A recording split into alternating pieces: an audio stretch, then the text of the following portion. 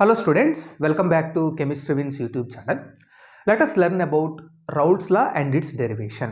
So Raoult's law was proposed by a French chemist, namely Francois Marie Raoult in the year 1886. So 1886 yearలో French scientist అయిన François Mary Raoult ఈ Raoult's లాని propose చేశాడు. Okay, so Raoult's లాని understand చేసుకోవడానికి మనము binary solution తీసుకుందాం. ఈ binary సొల్యూషన్లో ఉండే two components కూడా volatile liquids అయి ఉంటాయండి. బైనరీ అంటే టూ ఎలిమెంట్స్ అనేవి ఉంటాయి. అంటే ఈ సొల్యూషన్లో టూ ఎలిమెంట్స్ ఉన్నాయి, టూ కాంపోనెంట్స్ ఉన్నాయి, ఆర్ టూ ప్యూర్ లిక్విడ్స్ ఉన్నాయి. ఈ ప్యూర్ లిక్విడ్స్కి ఉన్న నేచర్ ఏంటి అంటే వాలటైల్. ఈ రెండు కూడా ఎవాపరేట్ అవుతాయి. ఓకేనా, రైట్. సో మనం ఇప్పుడు ఈ డయాగ్రామ్స్ గురించి ఎక్స్ప్లెయిన్ చేసుకుందాం, మీకు ఈజీగా రౌల్ట్స్లో అండర్స్టాండ్ అవుతుంది. ఓకే, ఒక క్లోజ్డ్ కంటైనర్ తీసుకున్నాను. ఈ క్లోజ్డ్ కంటైనర్లో నేను ప్యూర్ వాలటైల్ లిక్విడ్ 1 నేను తీసుకున్నాను. ఓకే, సో అటువంటప్పుడు ఈ ప్యూర్ వాలటైల్ లిక్విడ్ ఎవాపరేట్ అవుతుంది, వేపర్స్ ఫామ్ అవుతాయి. వేపర్స్ లిక్విడ్తో ఈక్విలిబ్రియంలోకి వస్తుంది. అప్పుడు ఆ వేపర్స్ ఆ లిక్విడ్ పైన ప్రెషర్ అప్లై చేస్తుంది. సో అలా అప్లై చేసిన ప్రెషర్ మనకి ఇక్కడ partial vapour pressure of pure liquid 1 or component 1 ఎంత అంటే P1. ఓకేనా, సో ఈ P1 అన్నది పార్షియల్ వేపర్ ప్రెషర్ కాంపోనెంట్ 1ది ఆర్ లిక్విడ్ 1ది. ఓకేనా, అదేవిధంగా ఆ లిక్విడ్ యొక్క కాన్సన్ట్రేషన్ మనం మోల్ ఫ్రాక్షన్తో రిప్రజెంట్ చేస్తాం. ఆ వాల్యూ ఎంత అంటే x1గా మనం అనుకుంటున్నాం. ఓకేనా స్టూడెంట్స్, దెన్ సిమిలర్గా మీరు ఇదే విధంగా ఇంకొక కంటైనర్ ఇమాజిన్ చేసుకోండి. ఇది కూడా క్లోజ్డ్ కంటైనరే. ఈ క్లోజ్డ్ కంటైనర్లో మీరు ప్యూర్ వాలటైల్ లిక్విడ్ 2ని మీరు తీసుకున్నారు. ఓకే, అంటే ఇక్కడ కూడా సెకండ్ కంటైనర్లో కూడా ఇంకొక ప్యూర్, అంటే ఫస్ట్ కంటే డిఫరెంట్ మాలిక్యూల్స్లో ఉండే ప్యూర్ వాలటైల్ లిక్విడ్ మీరు తీసుకోండి. ఇలా తీసుకున్న తర్వాత ఈ మాలిక్యూల్స్లో సర్ఫేస్లో ఉండే మాలిక్యూల్స్ ఎవాపరేట్ అవుతాయి, మీకు వేపర్స్ ఫామ్ అవుతాయి. ఆ వేపర్స్ మళ్ళీ కండెన్సేషన్ జరిగినప్పుడు ఆ వేపర్స్ ఈ సర్ఫేస్ పైన కొంత ప్రెషర్ అప్లై చేస్తాయి. ఆ ప్రెషర్ని మనము పార్షియల్ వేపర్ ప్రెషర్ అంటాం. It is denoted by P2. ఓకేనా, దెన్ అదేవిధంగా ఈ ప్యూర్ వాలటైల్ లిక్విడ్ 2 యొక్క కాన్సన్ట్రేషన్ మనము మోల్ ఫ్రాక్షన్ x2తో రిప్రజెంట్ చేస్తున్నాం. ఓకేనా, సో P1 అంటే partial vapour pressure of liquid 1, x1 అంటే mole fraction of liquid 1, P2 అంటే partial vapour pressure of liquid 2 and x2 అంటే మోల్ ఫ్రాక్షన్ ఆఫ్ లిక్విడ్ 2. ఓకేనా, then ఇప్పుడు మనం ఏం చేద్దామంటే కంటైనర్ 1లో ఉండే లిక్విడ్ని, కంటైనర్ 2లో ఉండే లిక్విడ్స్ని రెండింటిని కలిపేద్దాం. ఓకే, ఈ టూ కాంపోనెంట్స్ని కలిపేద్దాం మనం. Let us mix the components so that you will get a binary solution. See here, you will get a binary solution. Binary means two components. Okay, so you will get a binary solution and this container is also closed. Okay, then this is called as binary solution of volatile liquids. ఇక్కడ ఎన్ని liquids అండి? 2 liquids, liquid 1, liquid 2. ఈ 2 లిక్విడ్స్ని mix-up చేసుకుంటే మనకు ఒక binary solution అన్నది వచ్చింది. ఓకేనా, సో సిమిలర్గా ఈ బైనరీ సొల్యూషన్ ఉండే ఈ 2 లిక్విడ్ కాంపోనెంట్స్ ఎవాపరేట్ అవుతాయి. ఓకే, ఎవాపరేట్ అయిన తర్వాత మళ్ళీ కండెన్స్ అవుతాయి. కండెన్స్ అయినప్పుడు ఆ వేపర్స్ అన్నీ కూడాను ఈ లిక్విడ్ సర్ఫేస్ పైన ప్రెషర్ అప్లై చేస్తాయి. Okay, right.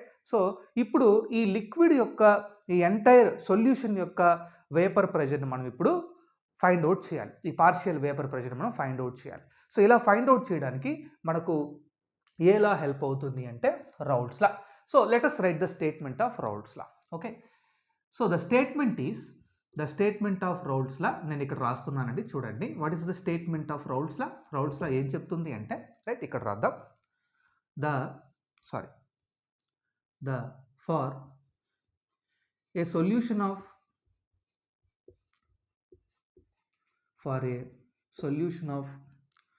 volatile liquids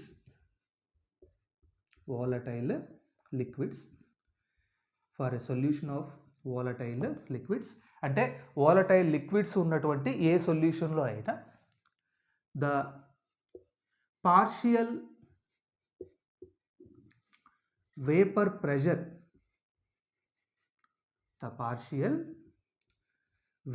pressures of each component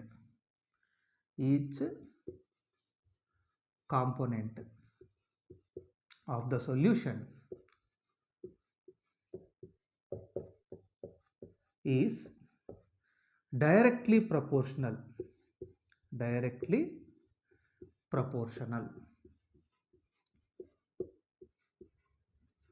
to its mole fraction. mole fraction in the solution.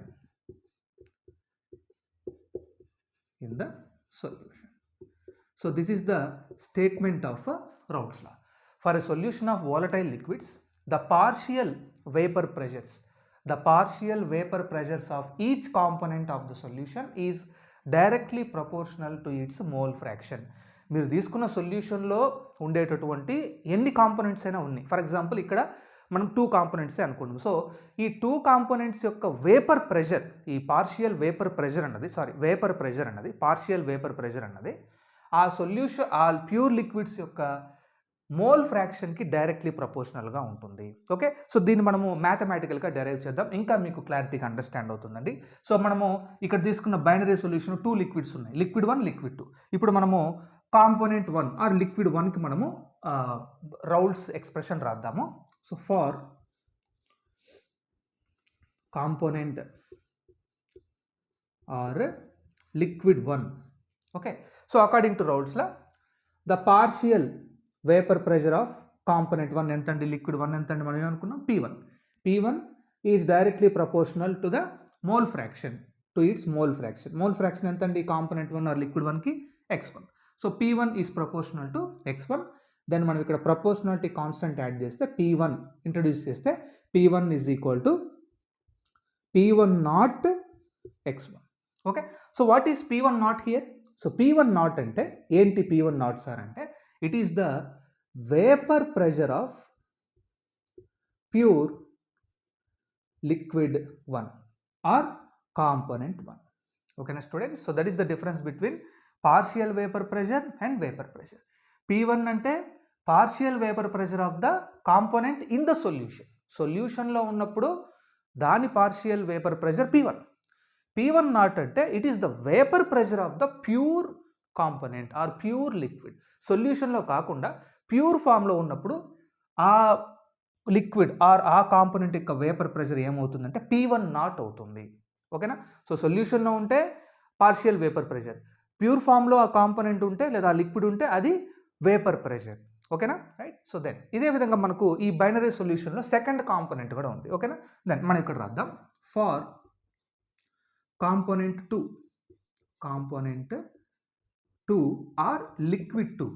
okay, so according to Raoult's law, the partial vapor pressure of component 2 is directly proportional to its mole fraction x2. then introducing the proportionality constant, P2 is equal to P2 naught x2. what is P2 naught here? so P2 naught is vapor pressure of pure liquid 2 or component 2. So same ఇదే విధంగా vapour pressure of pure liquid 1 ఇక్కడ రాసుకున్నాం. ఇక్కడ కూడా P2 naught అంటే vapour pressure of pure liquid 2 or component 2. ఓకేనా students? So that's about the derivation. So ఇక్కడ ఏంటంటే మనకు రౌల్ట్స్ ఎక్స్ప్లెయిన్ చేసింది ఎంతవరకు లిమిటేషన్ ఉంది అంటే రౌల్ట్స్ ప్యూర్ లిక్విడ్స్ యొక్క వేపర్ ప్రెషర్ని మాత్రమే క్యాలిక్యులేట్ చేయగలిగాడు. బట్ మనకు సొల్యూషన్ అంటేనే అందులో 2 కాంపోనెంట్స్ అనేవి ఉంటాయి. సో ఈ 2 కాంపోనెంట్స్ ఉన్నప్పుడు మనకు రౌల్ట్స్లా క్లారిటీగా ఎక్స్ప్లెయిన్ చేయలేదు. ఓకే, సో ఇక్కడ మనకు ఎవరు హెల్ప్ చేస్తారు అంటే ఇంగ్లీష్ సైంటిస్ట్ అయినటువంటి John Dalton.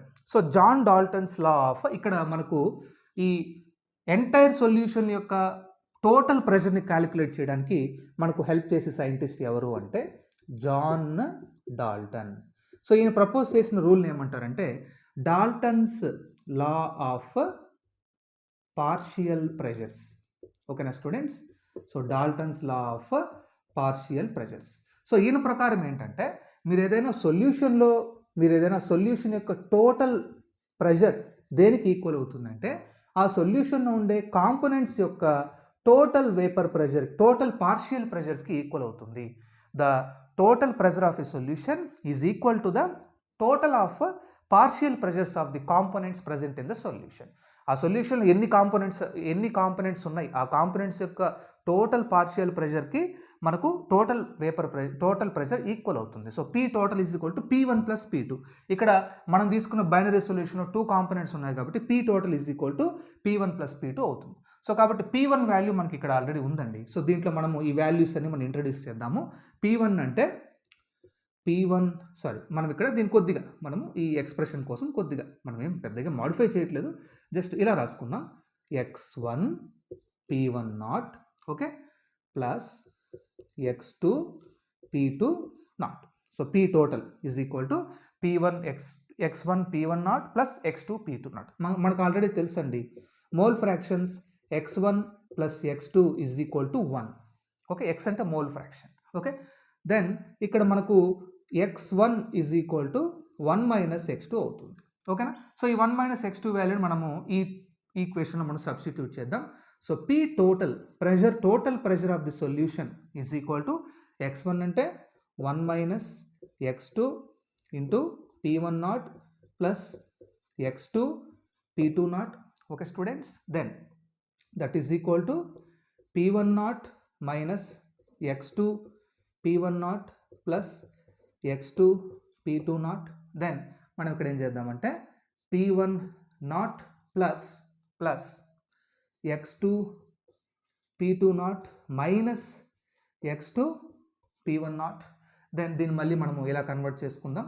Okay, so P total is equal to P1 not plus P1 not plus P2 not minus P1 not into x2ని కామన్ తీసేసాం. So this is called as the Raoult's law expression. P total is equal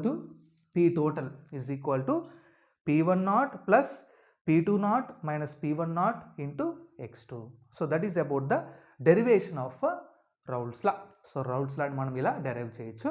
so Raoult's law explain చేసేది మనకు సింపుల్గా ఒకే ఒక విషయం అండి, అదేంటంటే ఏదైనా సొల్యూషన్లో వాలటైల్ లిక్విడ్స్ ఉన్నప్పుడు ఆ సొల్యూషన్లో ఉండే కాంపోనెంట్స్ యొక్క పార్షియల్ వేపర్ ప్రెషర్ ఆ సొల్యూషన్లో ఉండే కాంపోనెంట్స్ యొక్క మోల్ ఫ్రాక్షన్కి డైరెక్ట్లీ ప్రపోర్షనల్గా ఉంటుంది. సో దీన్ని మనం ఇంగ్లీష్లో ఎక్స్ప్రెస్ చేయాలి అంటే the partial vapour pressure of each component of the solution is directly proportional